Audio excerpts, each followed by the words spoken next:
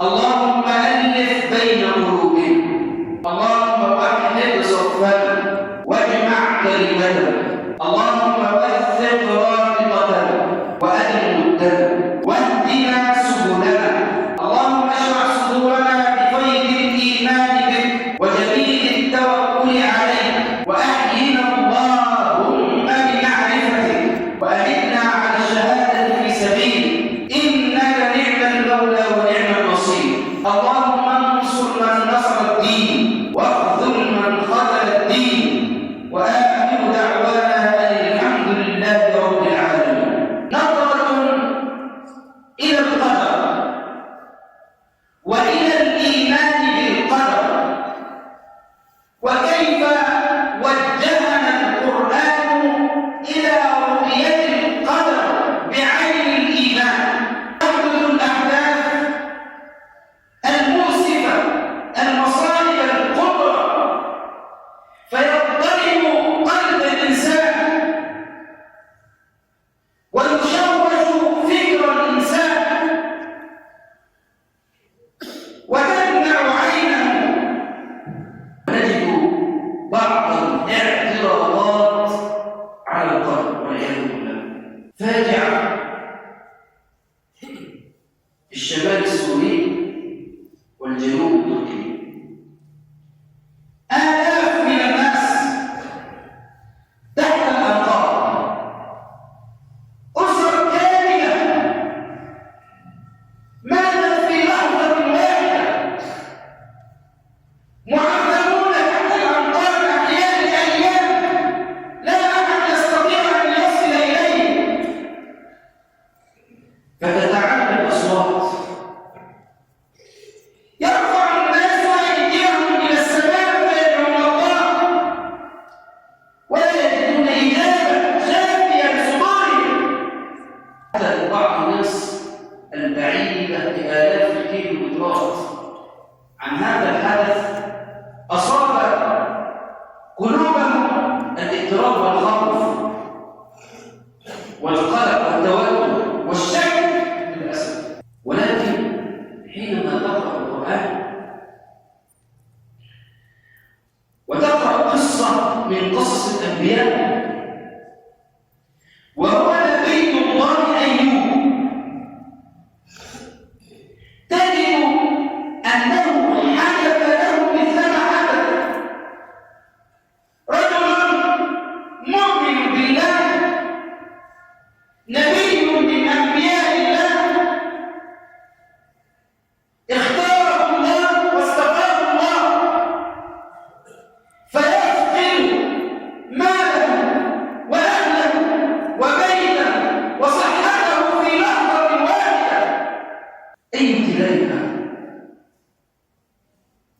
لحظة الابتلاء دائما نتحدث عن الصبر.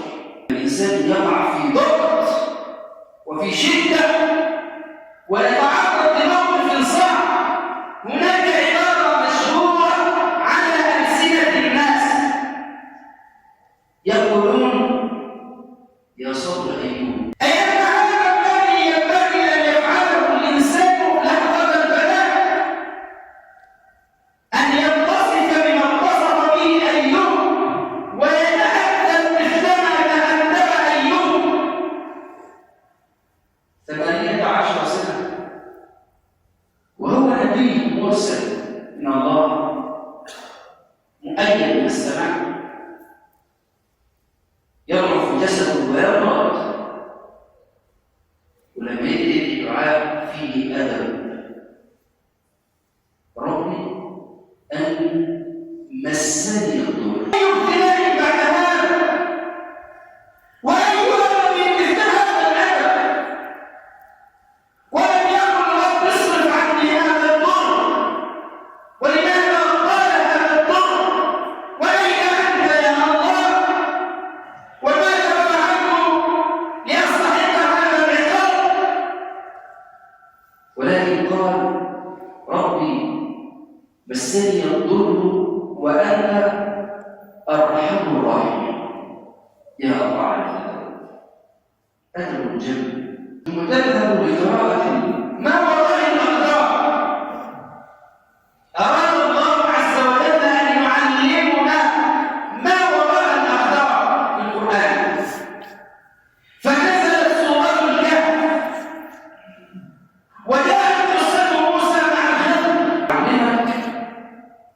أيها المؤمن الموحد بالله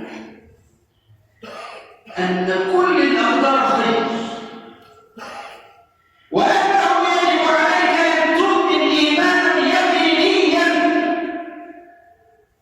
بأن كل ما يحدث أمامك خير وإن رأيت في ظاهره الشر، وأن المطلوب منك لحظة تقبل هذه الأقدار الصبر. تحدثنا عن صبر أيوب، وهنا الخضر يقول لموسى إنك لن تستطيع معي صبرا. القدر يحتاج إلى صبر. وكيف تصبر على ما لم تحط به خبر؟ قال ستجدني إن شاء الله صابرا ولا أعصي لك. قال فإن اتبعتني، لما تمشي بقى ورا الإيمان بالقدر فلا تسألني عن شيء حتى أحدث لك منه ذكرا. اصبر لا تعترض. ثم تخيل هنا في هذه القصة أمر عجيب. يركب السفينة ويرفض صاحب السفينة أن يأخذ منه أجرة لنقله، ثم هو يحدث فيها عيبا. لبعض الناس يقول لك ما أنا بصوم ليه أنا تحصل لي المصيبة دي واللي ما بيرجعهاش ولا بيدخل المسجد عايش حياته؟ هل جزاء الإحسان إلا الإحسان؟ هذا الرجل أحسن إلى الخضر وإلى موسى، فلماذا يكافئه الخضر بهذا العيب في هذه السفينة؟ أليس هذا الخلل؟ فيقول موسى لقد جئت شيئا إثما ما كان ينبغي أن تفعل ذلك، ولكن حينما تقرأ ما وراءه يأتيك خبر ما وراء هذا التصرف الذي في ظاهره الشر، تعلم أن الخضر بأمر من الله كافأ صاحب السفينة بهذا الفعل. أما السفينة فكانت لمساكين يعملون فيها، وكان وراءه ملك يأخذ كل سفينة فصل. ده سبب أنه أراد أن يعيب السفينة. يبقى هنا ما وراء الظاهر هو خير، وإن بدا لنا شر مسؤول. وعلى عكس تماما حينما يدخل إلى القرية ويطلب الطعام من أهلها وأما أهل القرية قام الخضر بعمل إصلاح للجدار. شوف الأمر عجيب. يبقى الراجل بتاع السفينة رفض أن يأخذ منه الأجر فأحدث له خرق في السفينة، وأهل القرية رفضوا أن يعطوه الطعام فبنى له الجدار. الإنسان يتعجب، ليس كل ما تراه عنك يمشي على مستوى تفكيرك. هناك قدر يسري في الناس، هناك حكمة. أليس من أسماء الحكيم؟ كيف تؤمن بأن الله حكيم؟ كيف تؤمن بالله المدبر؟ ولكن هذا الجدار كان لغلامين يتيمين في المدينة ليس لهم ذنب. ثم أمر أعجب، طفل صغير كما يعترض بعض الناس ويقول لك إيه ذنب الأطفال الصغار الذين قتلوا تحت الأنهار. أول مرة ينتقل هذا الغلام فقاتل، لم يتحمل موسى هذا الذنب. قتلت نفسا بغير نفس لقد جئت شيئا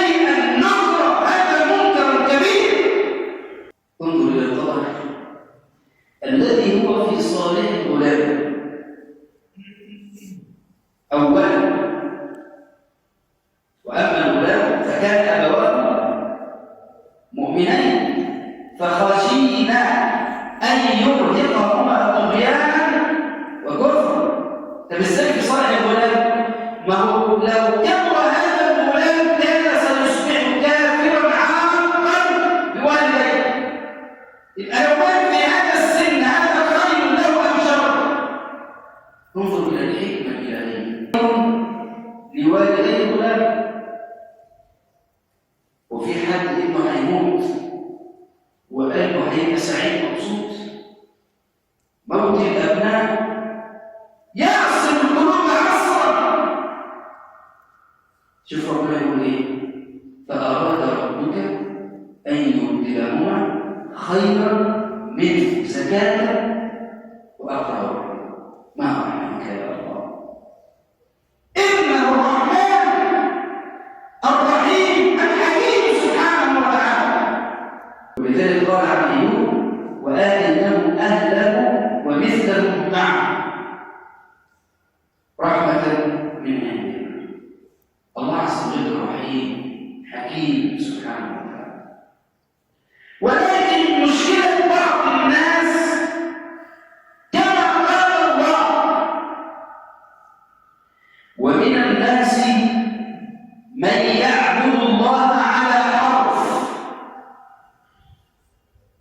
فإن أصابه خير اطمأن به وإن أصابته فتنة انقلب على وجهه خسر الدنيا والآخرة. ذلك الارتداد والانقلاب على الإيمان هو الخسران المبين. كيف نفهم هذه الآية؟ وما هو التوجيه الرباني لمن أصابه البلاء ولمن شاهد البلاء؟ هذا ما سنعرفه بعد جلسة الاستراحة والتأليم للذنب كمن لا ذنب له. ادعوا الله وأنتم مقيمون بالجنة. الحمد لله والصلاة والسلام على رسول الله. اللهم صل على سيدنا محمد وعلى آل سيدنا محمد كما صليت على سيدنا إبراهيم وعلى آل سيدنا إبراهيم في العالمين إنك حميد مجيد. وبارك على سيدنا محمد وعلى آل سيدنا محمد كما باركت على سيدنا إبراهيم وعلى آل سيدنا إبراهيم في العالمين إنك حميد مجيد. ومن الناس من يعبد الله على حرف إيمانه ضعيف وكأنه يطلب مقابلا لهذا الإيمان. فإن كانت حياته مستقرة آمنة كان مطمئنا بإيمانه الذي في قلبه الذي هو ضعيف. أصابه خير وأهله. وإن أصابته فتنة مصيبة اختبار من الله انقلب على وجهه اعترض على قضاء الله خسر الدنيا والآخرة. ذلك هو الخسران المبين. كيف خسر الدنيا والآخرة؟ خسر الدنيا لأن هذا الاعتراض وهذا الكفر بالله لن يعيد له ما ذهب منه. يعني واحد بيته اتهدم، هل هذا الاعتراض والانسلاخ من الإيمان يعيد له بناء البيت أو يعوضه عن الأبناء أو يصلح ما فسد في حياته؟ كلا والله. هذا خسران الدنيا وخسران الآخرة بالكفر بالله. خسر الدنيا والآخرة. ولكن انظر إلى الصابر المؤمن الموقن بالله يعوضه الله خيرا كما فعل الله مع أيوب وآتيناه أهله ومثله معه. والرسول صلى الله عليه وسلم يقول وليس للصبر جزاء إلا الجنة. فاز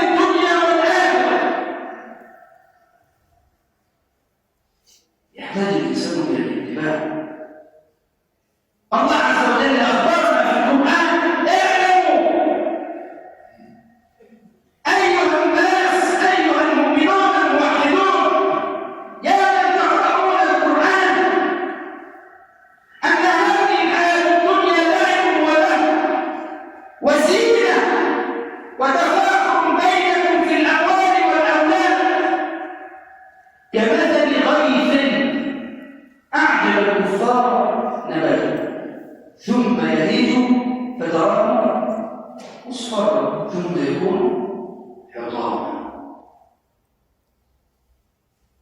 هذه الزينة إلى زوال حتما ستزول،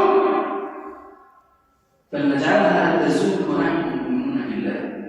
عبدي إن رضيت بما قسمت لك أرحت بدنك وعقلك وكنت عندي محمودا، وإن لم ترضى بما قسمته لك أتعبت بدنك وعقلك وكنت عندي مذموما. وسواء رضيت أم سخطت لن يغير من مجرى الأحداث شيء، فالأمر كله بيد من؟ بيد الله. ولذلك وجب على المسلم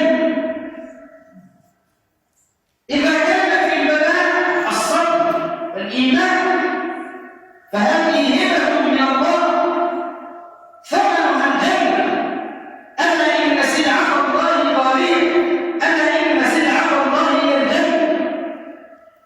ولمن كان بعيدا عن البلاء أن يحمد الله على العافية. اسمع إلى حديث رسول الله صلى الله عليه وسلم: من أصبح منكم آمنا في سره معافى في بدنه عنده قوت يومه فكأنما حيزت له الدنيا بحذافيرها. نحمد الله على العافية، ثم نقف بجانب من أصابه الضرر، ندعو الله أن ينزل البرد السكينة والصبر على قلبه، ونساعده مساعدة مادية ومعنوية بكل أنواع المساعدات. الآن هناك قوافل مصرية انطلقت إلى الأماكن المأمونة، فمن شكر الله على العافية أن تساعد في هذا الأمر.